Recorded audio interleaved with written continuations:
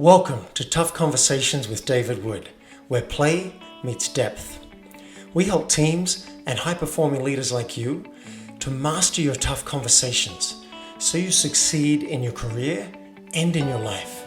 When we avoid tough conversations, we stay small. Teams stay disengaged, conflicted, and ultimately end up quitting. When we lean in and master our tough conversations, they become the defining moments that literally shape our careers, our relationships, and our lives. So let's dive in and master your next tough conversation so you can be the leader that you would follow. Let's play. Hey guys, I'm excited about this episode. We're switching it up today. This time I'm being interviewed on the Tough Conversations podcast. Now I'm being interviewed by Jay Abraham. This is a big deal for me. Jay Abraham is billed as the highest paid marketing consultant in the US, if not the world. I mean, his day rate is $100,000. Can you imagine that? He's a very generous man. Years ago, he was willing to spend 20 minutes with me in the back room at a conference, and I was so surprised by his generosity. He then helped me with my book launch, and then recently, when I pitched him to be on his podcast, he said yes. We'll talk about clues to let you know that there's a tough conversation waiting to happen, some classic examples of tough conversations that are had in the corporate world, and also how unreleased negativity hinders our performance and how tough conversations can release that negativity and get you much greater results. So here's the great Jay Abraham interviewing me on Tough Conversations. Let's get into it. Welcome and get ready for some tough dialogue. We're going to talk to an executive coach whose specialty and life work has been focused on helping people deal, not avoid, not light over, not pussyfoot around, but squarely deal with tough conversations, tough questions, tough issues.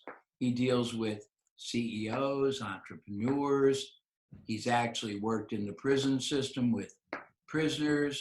David Wood, how are you? I'm great, Jay. Feeling energized. Good.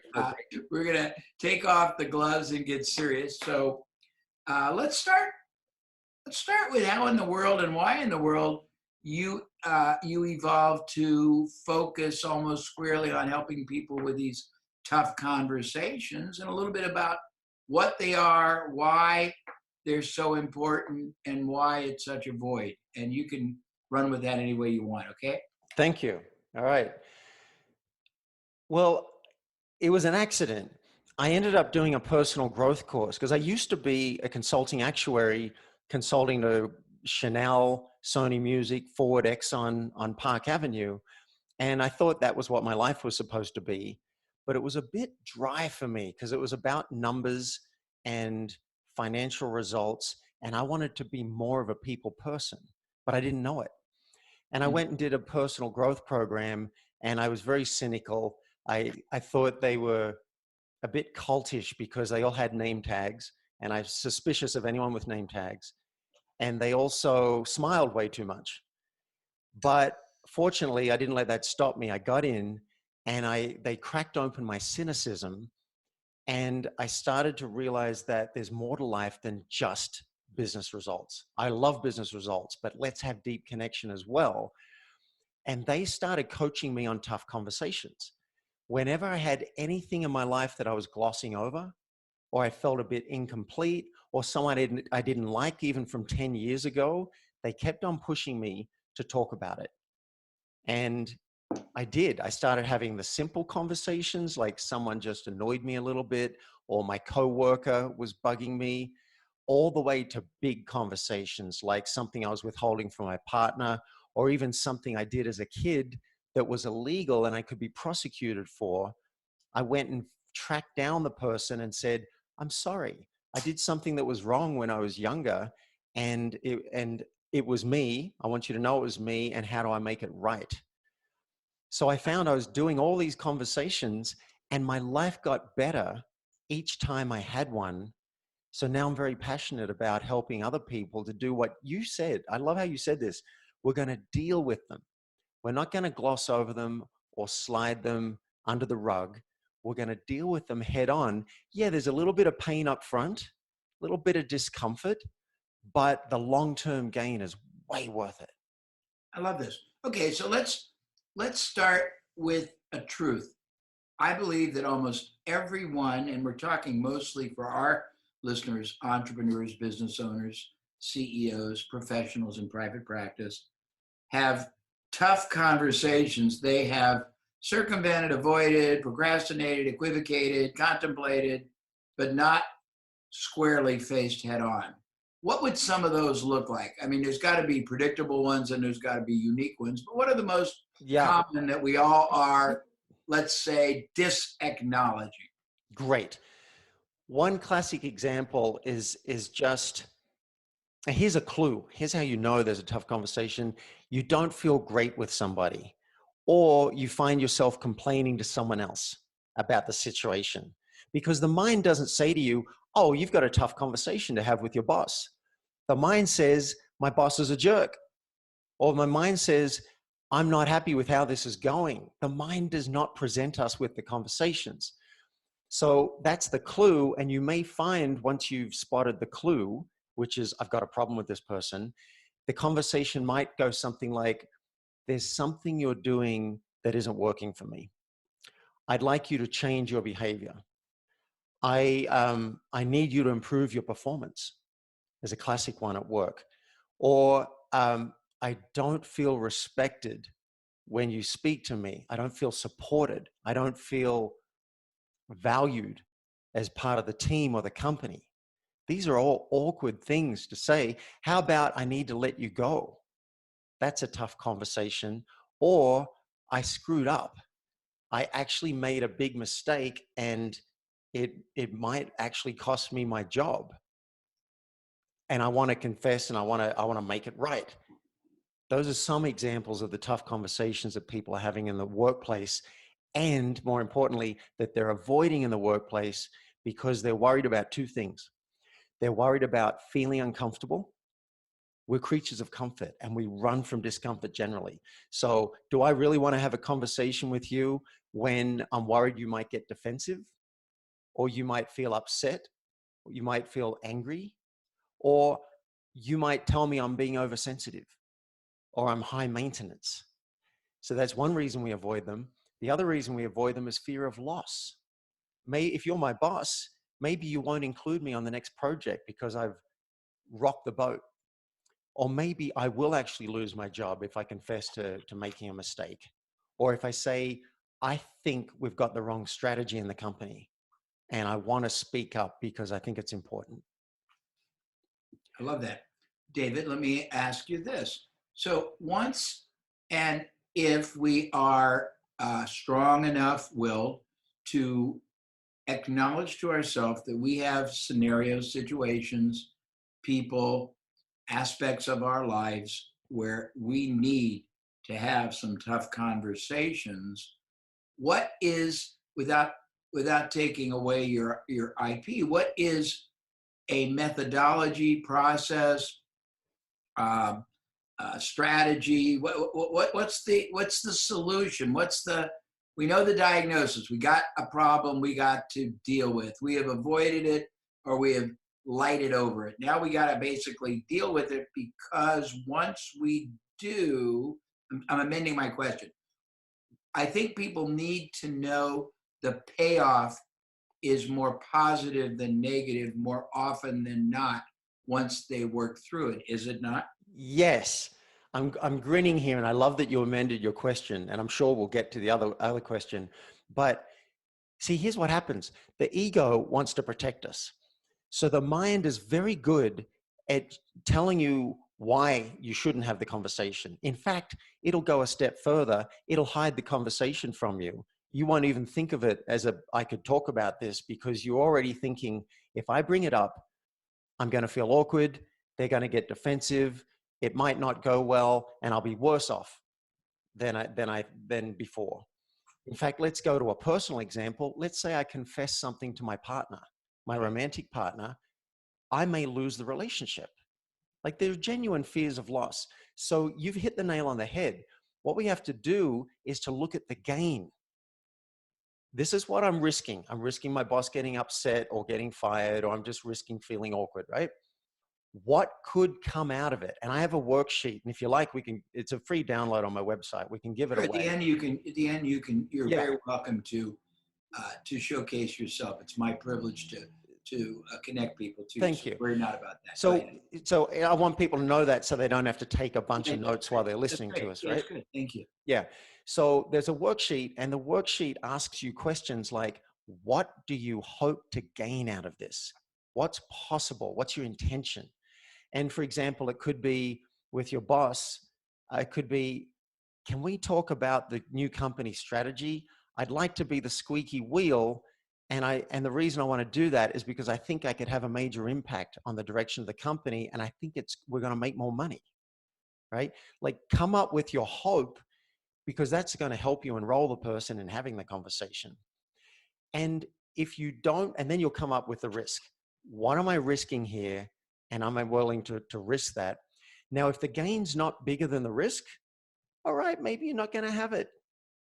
If I show up at the border of the US wanting to enter the country and they say, are you going to work in this country, sir? We notice you don't have a green card. Are you going to be approaching clients here?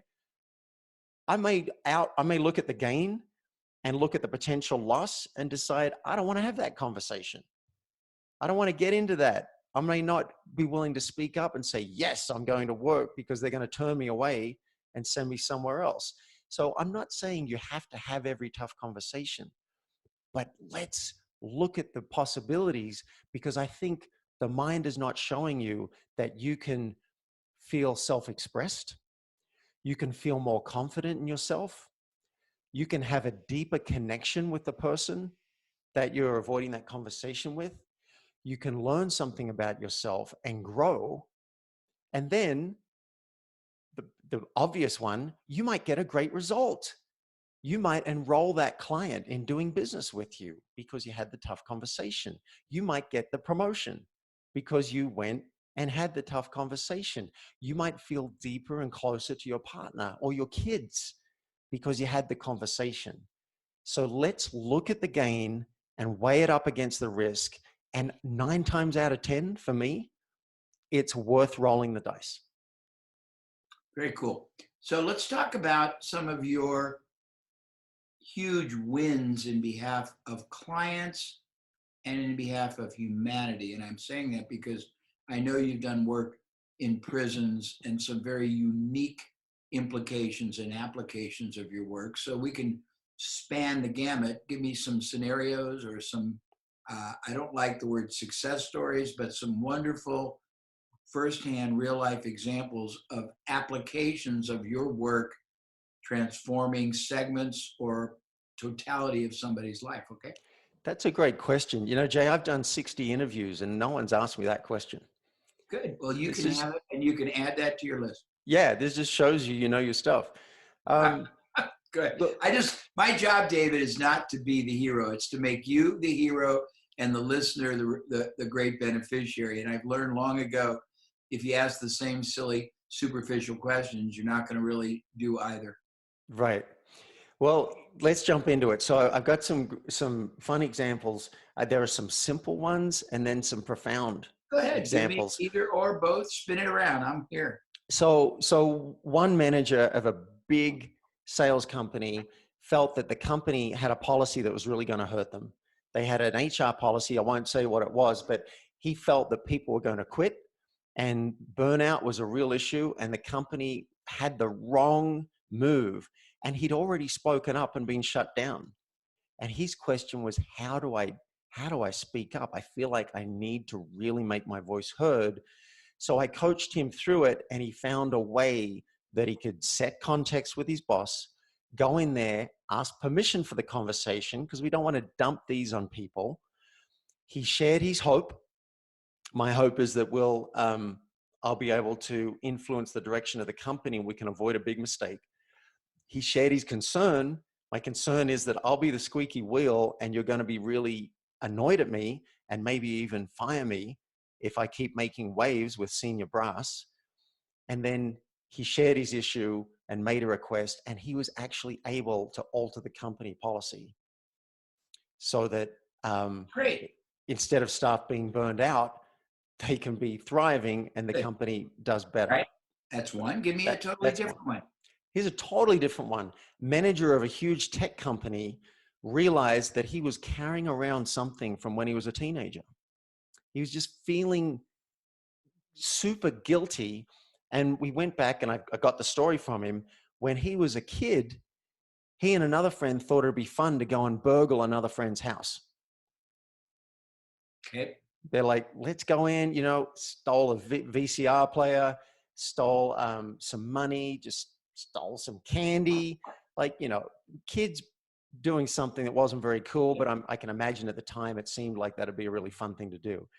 He was just not liking himself because of something he was carrying around. And I imagine all of us, maybe we didn't go and steal something at someone's house, but all of us are carrying something that we wish we could take back. I coached him through having the conversation with his friend who he'd burgled. And he was terrified because what he was risking was having his name smeared in his hometown and having his reputation smeared, and small risk of prosecution. Probably wasn't going to happen, but in his mind, he was worried about the police being called in. Interesting. So he went and did it. He had dinner with the guy. He was terrified. He said, "I'm so sorry. It was a terrible thing to do. I was a stupid kid. How do I make it right for you and your family?" And he got to make a big impact on that friend, because they never knew who had burgled them. Had they been targeted specifically? It was just a weird violation. And now he's like, God, it was just a friend of mine being an idiot.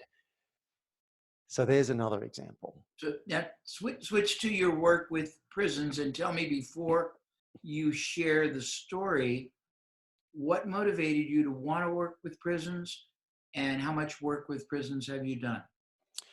I heard of a friend who was going into prisons and helping them dance. Okay. And I've been a big part of the dance community for a few years, trying to get my body to move. And I was like, that sounds amazing that you're doing something for society and going into a scary place like a prison. I wish I could be part of that. But dance wasn't really my thing, so I just let it go. And then I found out about someone who was teaching authentic relating. They were actually teaching how to relate and how to be more human, both outside of prisons and in prisons. And I said, can I get in on that? Because I want to give something to society. I feel like I've been too selfish for most of my life, very self-centered. I'd like to feel like I'm doing something. And I love authentic relating because it includes tough conversations. So can I be involved? And she said, come and assist. So I went and assisted at a prison, and they let me lead one thing. I said, let me lead one thing so you can see what I can do. And then after that, she said, all right, come and co-lead. So I've now done 4 prisons, each of them a 2-day training. One of them a maximum security prison.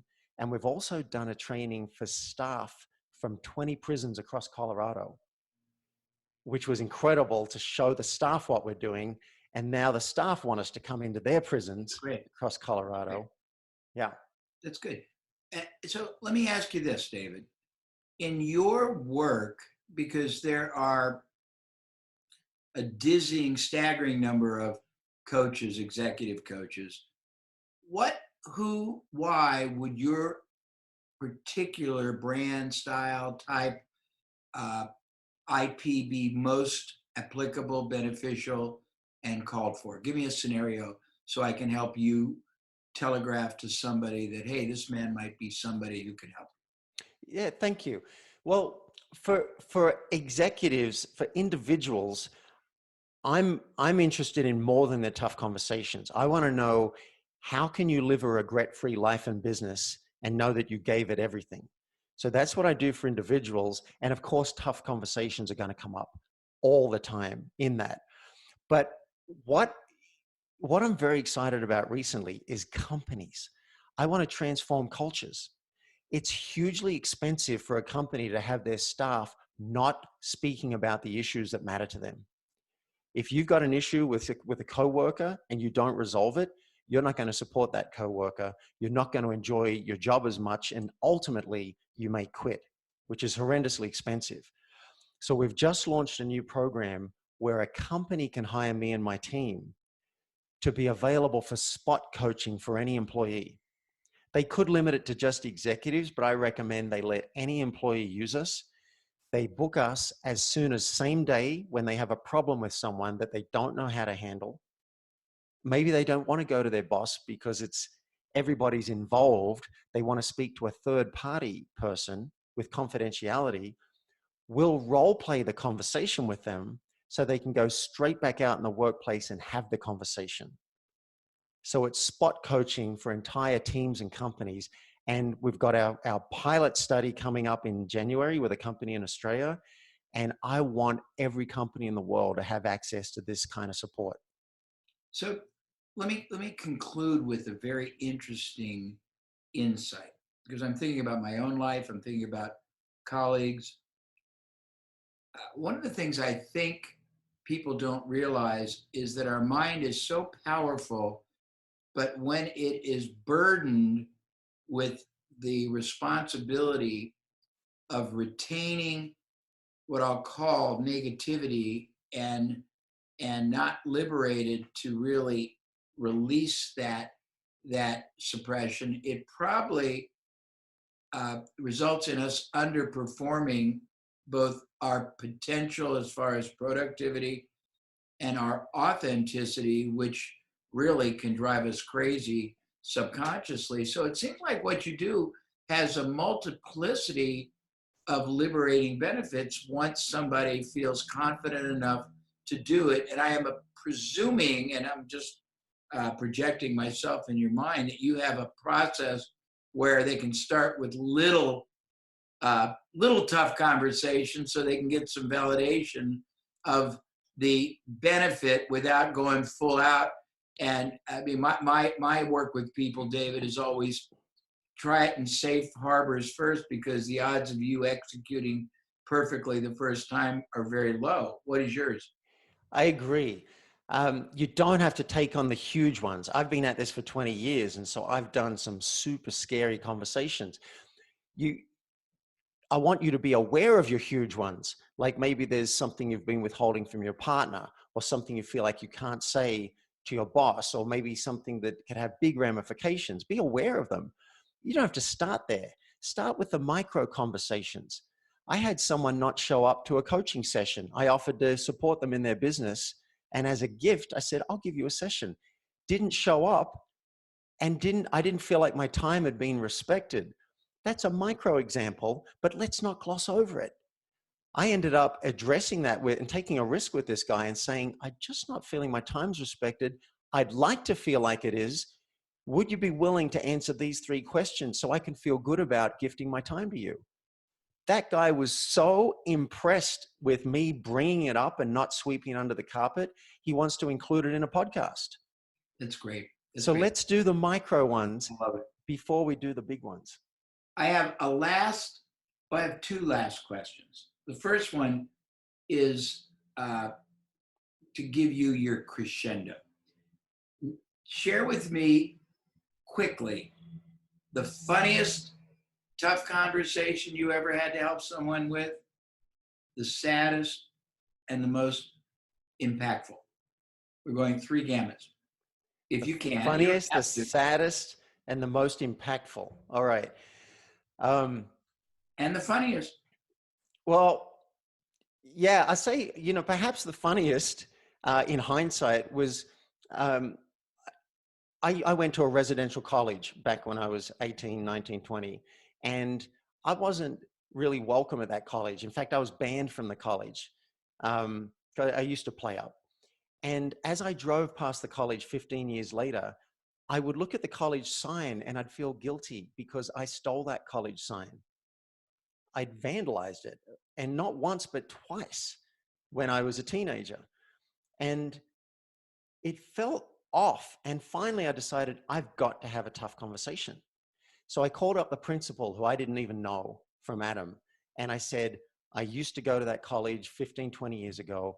I stole the college sign. It was wrong. It feels like just like vandalism now. How do I make it right? I'd like to pay you for it. And he was blown away. He's like, who the hell is this? Why are you calling? How long ago was this? And he said, we just lost another of the damn things. So your timing is good. So I wrote him a check, and he ended up inviting me to the opening of the new wing. Now, bear in mind, I was banned from this college. I hadn't been allowed there for 15 years. Now I'm a personal guest of the principal, and it turned out that the Prime Minister of Australia was responsible for that district. So he was there to open the new wing. And by a series of fortunate events, someone actually came over and said, I want you to meet our alumni prime minister, and introduced me. And I got to meet the Prime Minister of Australia out of confessing to vandalism. That's great. That's a great story. Okay, one down. Give me two more. All right. So